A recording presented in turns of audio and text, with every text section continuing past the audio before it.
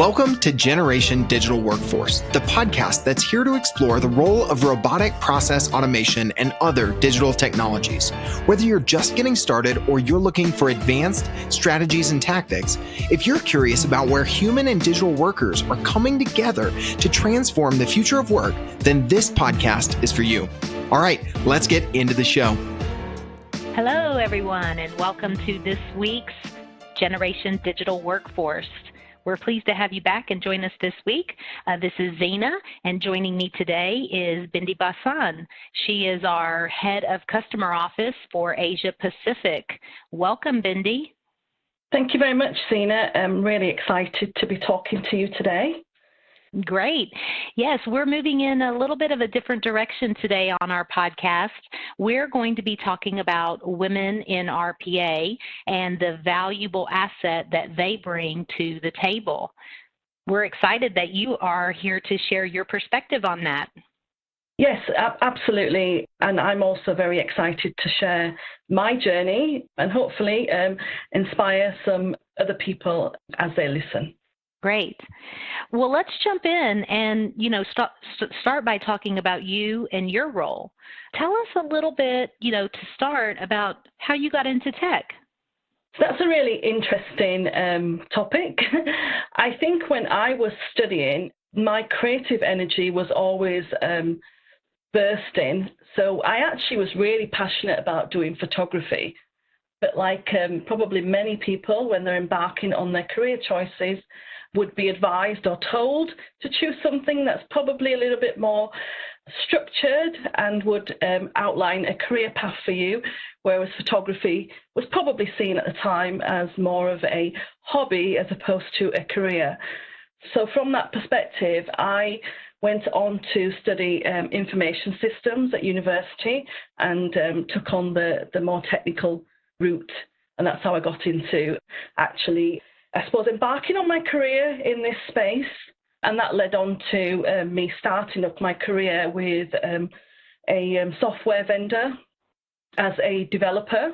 And what was really interesting for me was, as I was working through my role on a day-to-day basis, picking up the new skills, what was becoming quite evident was that my creative skills were the ones that were actually allowing me to accelerate in my role with that organization. Because even though I had the technical competence and was able to perform in that role, what was missing, and I think this is really interesting because now in my role I see that a lot. What's really interesting was that at that time the diversity in terms of skill set in the teams was probably very limited, and what I probably brought to the table through my creative thinking was a skill set that wasn't evident in probably many of my peers at that time. So from that perspective, my career then evolved into moving more into what you can call project management type activity, because luckily at the time, my leaders and managers, what they were able to see was that I was very good at bringing people together and being able to help drive implementations and projects and get people connected, but as well as having the technical acumen and being able to talk the language of the people that I was actually working with. So that's how I really sort of took off on the technical path, but really I think for everybody, it's your strengths. It doesn't take long for your strengths to actually shine and really sort of come to the forefront, and the things that you're really passionate about. And that's what probably took my career from a very technical kickstart in the first probably 2 to 3 years to then becoming a lot more around things like project management and bringing people together to be able to execute for businesses. So in those early days when, you moved on from photography to a more technical role and then into the workplace where you allowed those people skills to come back and flourish, how did you balance those people skills with the technical skills and ensuring that your male colleagues saw you as competent as them, both in the technical And then also in that more creative side and allowing you to take a leadership role on that, in that early part of your career. I think one of the key things for me was I'm always passionate also about problem solving. And the way that I was able to ensure that I still retained my status or standard with regards to the technical side of things was that I still used to dive in. So even if I was leading a project or if I was collaborating with people offshore and onshore, because of my technical background, I was able to deep dive into a lot of the cycle of implementation. So in design, in development, and in testing. And I think because of the fact that I was able to identify problems or suggestions to the design or even challenge what was actually being put on the table, through that I was able to build a credibility that, yes, she might be leading a project or she may be overseeing a project and bringing the people side of things, but she understands the technical aspects as well, so is able to delve deeper and question. And I was never shy about questioning it. And I think one of the reasons why I probably ended up in the leadership position at that time with that organization after 3 or 4 years of being with them was because I was able to question.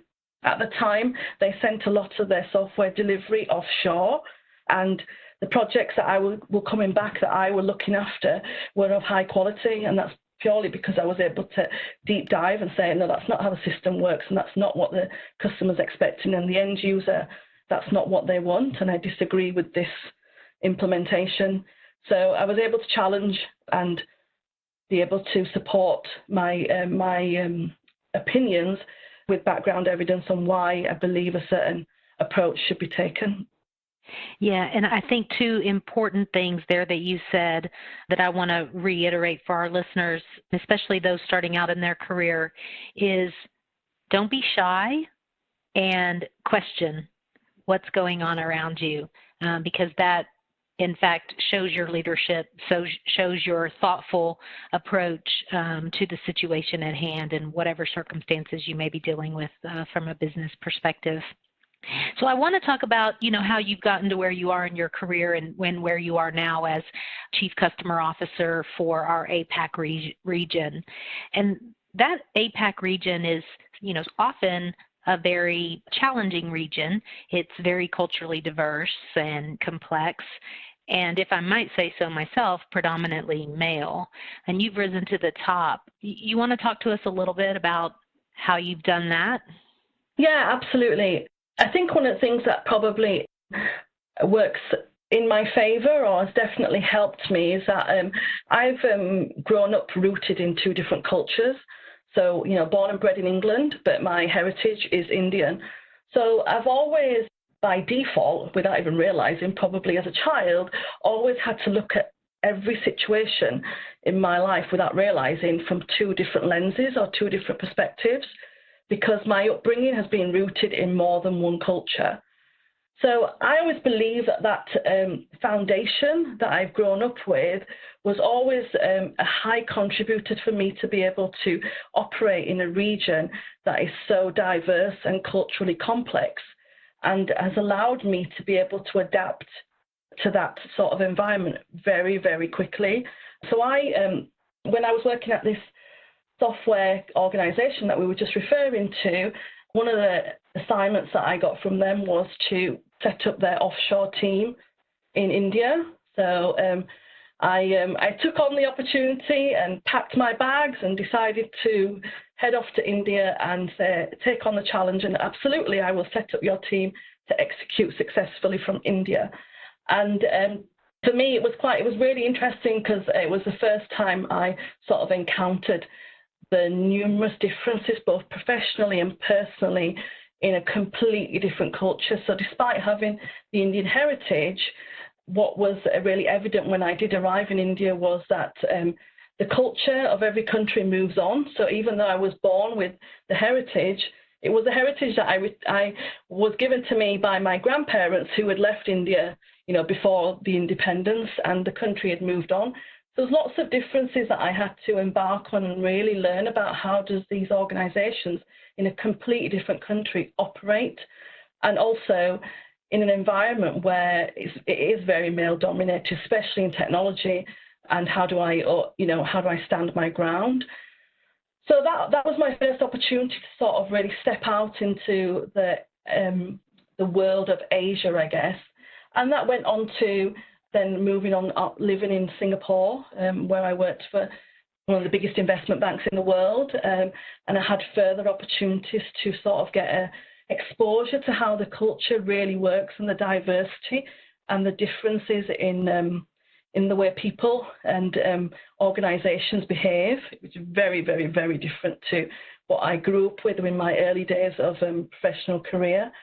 So I think the reason why today, if I look at what I've actually achieved in the region, for me, what's been really important is my ability to adapt and my ability to actually understand the cultural intelligence and cultural diversity. I'm so passionate about working with different people on a day-to-day basis. Every day, I smile when I pick up the phone and I'm talking to a colleague in Hong Kong or a team member in Australia, and they just bring completely different perspectives to the table that really excites me. And being able to embrace all that instead of fight it, I think has really allowed me to help organizations that I have worked with in that region and now with Blue Prism to really help accelerate both the growth for the business, our customers, but more importantly for me, to make sure that I've built a team that's actually high performing and is successful and operating in an environment that really allows them to thrive. I've loved listening to your story. Some key points, for me were, step out and take every opportunity. It was refreshing to hear how you stepped into that opportunity.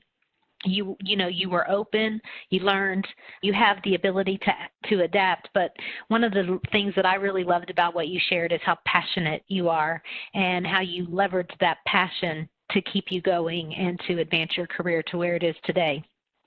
So congratulations for that. I'd like to talk a little bit about the survey that we did at the end of the year out to our membership, the Women in RPA membership, of which we have about 1,500 members today. And we polled them for the kind of the focus areas that they would like us to bring content to them this year as a way to progress their own careers. One of the areas that they asked us about and asked us to bring some perspective on was work-life balance. And as we've just talked about, you live in this complex, very large territory that we call Asia Pacific. So I'm curious how you approach work-life balance, and I'm curious to know if you still dabble in photography. Yeah, it's much more difficult when you are operating across so many countries and so many time zones.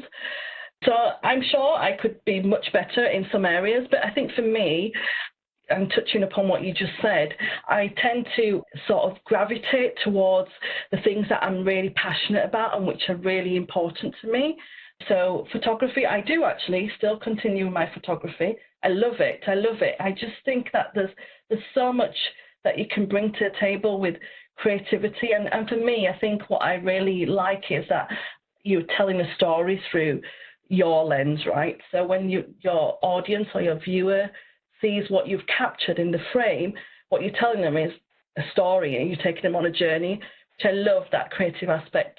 So what I try to do is try and implement some sort of routine. It's very difficult when you're on a plane and you arrive at different times, but I try to make sure that, for example, first thing in the morning, one of the things that I absolutely love doing is listening to probably about 15, 20 minutes on my Audible book. I think it just gets my brain active and really sort of thinking in a creative manner.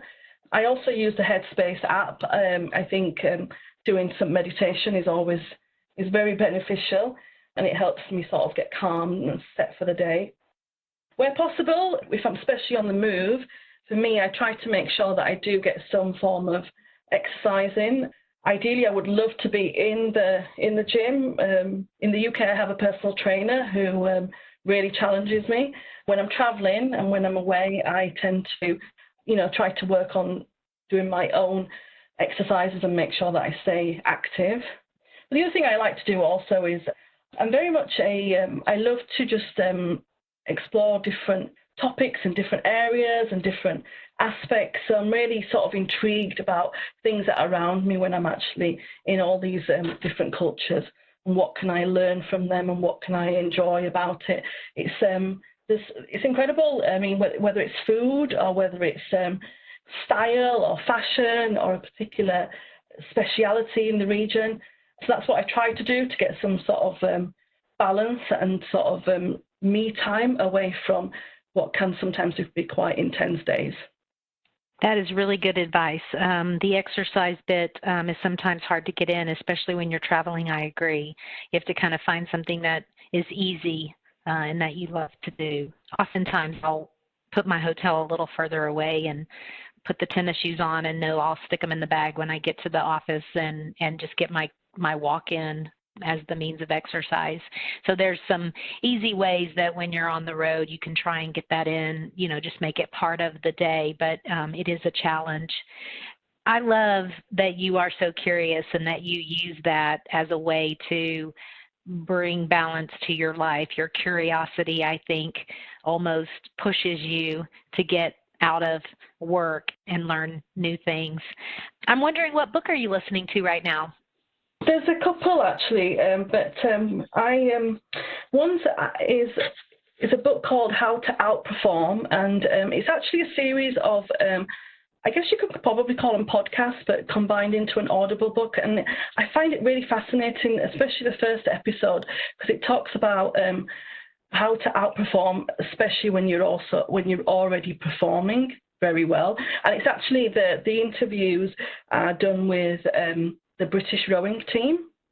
And I find it's just so fascinating when you, and the passion that comes across with a team like that. And I'm always trying to relate it to my team and how we work in the corporate world.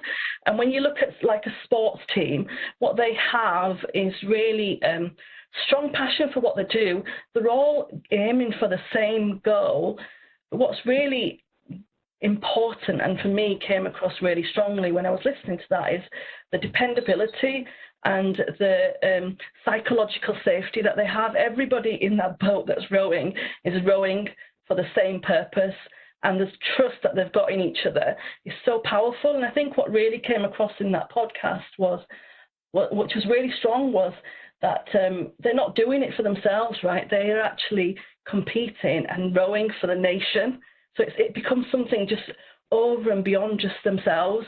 And I think that's what I try to build in my team culture as well. It's, we come together to achieve something much more bigger than us, whether that's for the business, for the customer, or for each of us as individuals. And I find that really powerful. And when I sit back and I see it actually happen in my team, I find it really, really interesting. And then the other book that I'm listening to, which is quite an interesting one, and I do need to listen to it a few times to really absorb the information, is The Chimp Paradox. And it talks about how different parts of our brain operate, but it explains it in a really fun and interesting way. And that book was recommended to me a few times, actually, and so I finally got started on it, and I'm quite enjoying it. Two at once. Overachiever. That's what I'm going to say, and I love it. So let's talk a little bit about the next subject that our audience asked us to talk about, which is presentation skills. And this is something that I've had the pleasure of seeing you in action, present at a number of different events and lead meetings, which you do with authority. And I'm interested, how do you approach a presentation when you're going to be, in front of an audience? So I still get nervous, and I'm sure I will continue to get nervous for the rest of my life. My background, though, Let me ask you there, do you think that the nervous actually helps you? Because I find that it actually helps me. So I'm curious, how do you take advantage of maybe what that nervousness brings? Yeah, absolutely. Absolutely. And what it does is it triggers off an adrenaline rush. So when I am in action, it just comes out, and this whole burst of energy and vibes, it triggers off, just often will just lead into me thinking, oh, my God, that was amazing when I come off stage. So even though it starts off with nerves, it definitely finishes with an excitement and achievement and a sense of, oh, that felt great. I agree. I think sometimes, especially when we're earlier in our career, we let the nerves almost destroy our confidence. And I want the audience to know that actually you can use that nervous energy in a positive way. So thank you for sharing. Yes, absolutely. And when it comes to presentation, and I'd probably also maybe book it in facilitation as well into the category, I absolutely love facilitation. I love it. Really, really love it. I find it really fascinating leading a room of people and driving outcomes and insights which result in incredible outcomes. And I love the fact that bringing the best out in people and inclusivity and looking at things from different angles, different perspectives, identifying blind spots. It's just incredible when you create an environment for people to collaborate and come up with ideas and suggestions. And I've done it multiple times in my career, and every time I facilitate a session, I just get really excited about it. That's on the facilitation side. On the presentation side, which is probably a little bit more formal usually, especially at events and stuff, when I suppose early on in my career, when we talk about presentation, a lot of people want to give you advice on how to structure your presentation, have your introduction and your content and make sure you summarize it and only 2 bullets on your PowerPoint, etc. So there's a lot of focus on the content. But as I've moved through my career and evolved, what I've learned and really sort of experienced that the bottom line is it really comes down to how you make your audience feel. And that is really, really important to think about. When you're on that stage and the message that you're delivering, how is your audience feeling? And what do you want them to walk away feeling? Now, you might be on stage trying to sell an idea, you might be giving them information, you might just be giving them an insight into a new perspective. It doesn't really matter, but it's the feeling that actually results in the outcome. So an excitement for a new idea or feeling great because they've learned something new. So what I try to do is think about all the time, how does my audience feel, or what will they feel when they hear this or hear what I'm saying, or when they see what they see on screen. So that's what I try to focus on. It's not always easy, because sometimes if you've got a subject that's is very complex, and trying to make it exciting and consumable can be quite challenging. But for me, the feeling is really important. If I'm on stage stressing and maybe talking really fast, then my audience is going to get nervous as well. So it's really important that they feel good about it and they feel good about what they're seeing and hearing. And in audiences where you get feedback and you get smiles and eye contact, then it's usually a good sign that it's going well. It's not always possible, because I do work in a very diverse region. Not all cultures are sort of set up for that type of environment, so you don't always get that feedback in some cultural environments.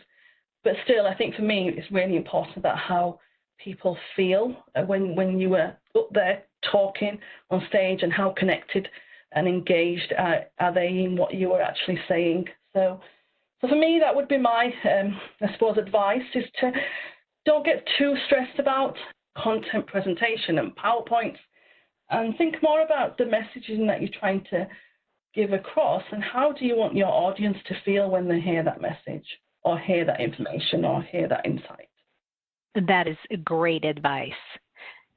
And I think it leads into, the facilitation is key in facilitation is driving towards a specific outcome within that setting, and the same is true for what you mentioned around presentation, driving for that outcome of the feeling that you want to leave that audience with. The third topic that our audience rated as important to them was negotiation skills. And obviously, in a negotiation, you have to have a target in mind. You have to know where you're going. You know, you've navigated a career, a very successful career, moving, as you told us, from, being an entry-level IT person, coming out of school to Chief Customer Office for Asia. So tell us a little bit about, how you've negotiated your way, if I can say it that way, into, where you are today. Yes, there's been various ups and downs in my career. So, it's taken several years to build confidence. And there's been moments where it's probably been diminished and I've had to rebuild it. But one thing that one of my female managers told me in the past, which was really powerful for me, because I remember talking to her once and I said, why do people always say to me, it's all because you've been in the right place at the right time?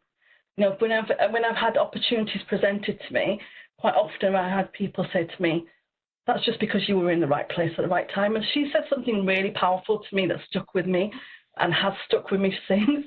And she says to me, she goes, you're in the right place because you put yourself there.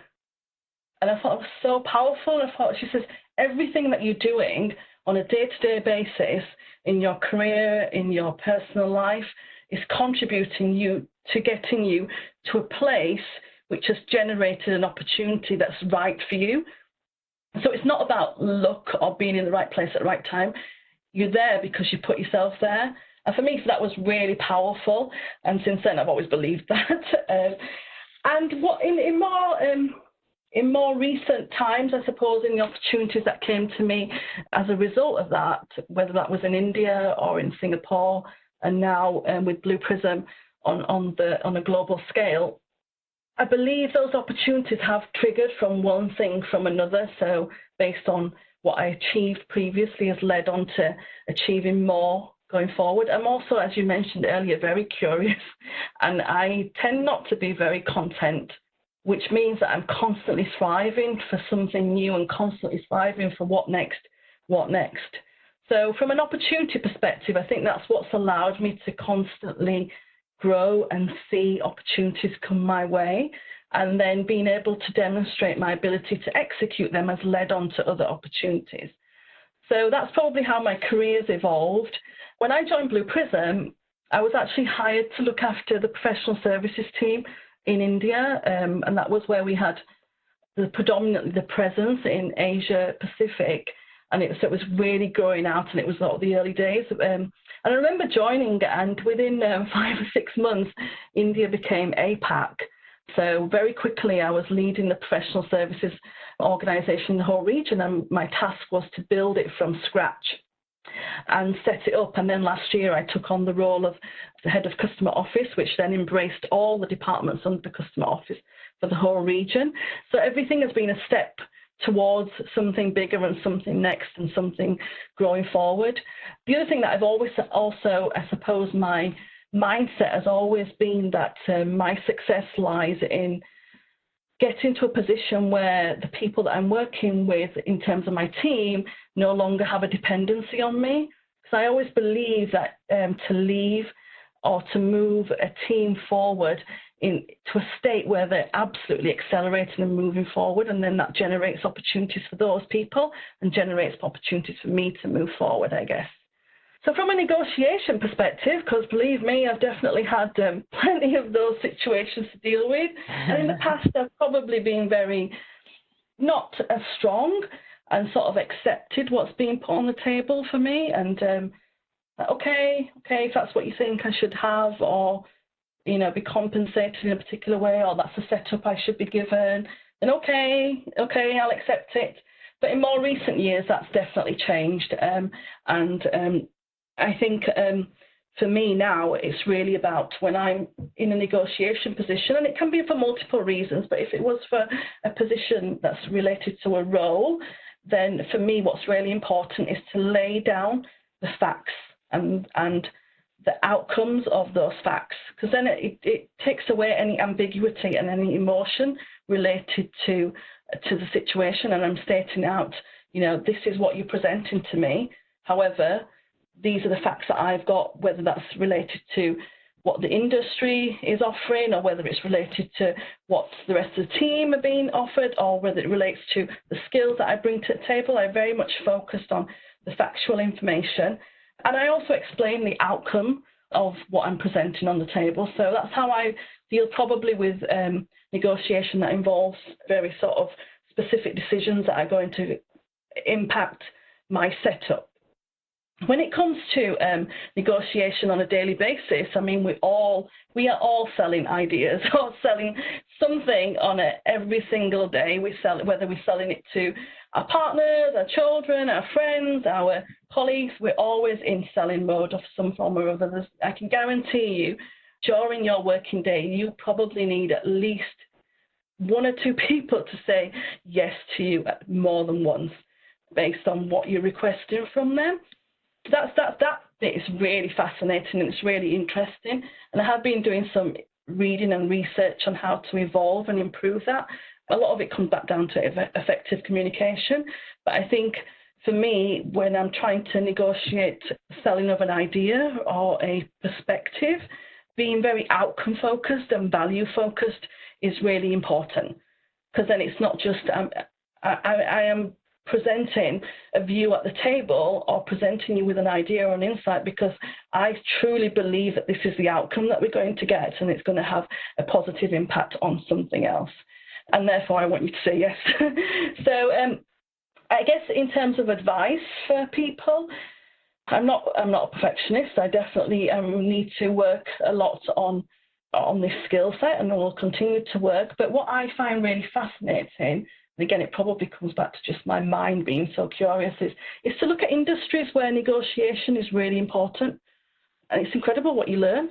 So I'm not talking about sales, because sales is everywhere, and I know that that's important. And I do and I have read about consultative selling and the importance of that.